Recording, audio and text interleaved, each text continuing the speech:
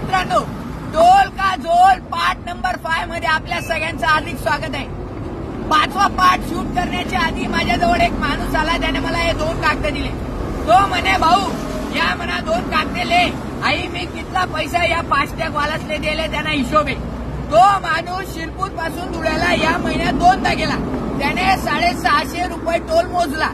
तो मला म्हणाला, भाऊ 650 रुपये दिस आणि मला असा रस्ता भेटणार म्हणे, तर ते लाईट आहेत ते लाईट बंद भेटणार म्हणे, म्हणा गाडीना शॉकअपना प्रॉब्लेम होणार, मेंटेनन्सना प्रॉब्लेम होणार म्हणे, मानपाट्या कोणी म्हणे मग या 2 कागदेसनं काय करू, अनाधिकृत टोल वसुली म्हणे, यासनं लेवाना अधिकार नाही, यासनं मालक आणि टोल कंपनीवाला आमना पैसा सोर मोठा होणार म्हणे मग या 2 कागदेसनं करू काय, जसा म्हणा पैसा वाय घ्या रस्ता वाय घ्या तसं यासले बी दहन करी चेटाळीस आणि वावाडी दे म्हणे।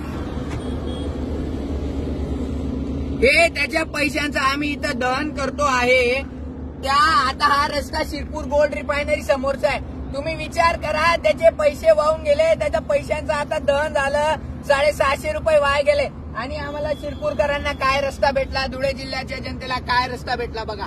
त्यामुळे आम्ही या अनधिकृत टोल वसुलीचं खूप खूप निषेध करतो आणि जनतेला विनंती करतो की या आणि या अनधिकृत टोल वसुलीच्या विरोधात संघर्ष करा।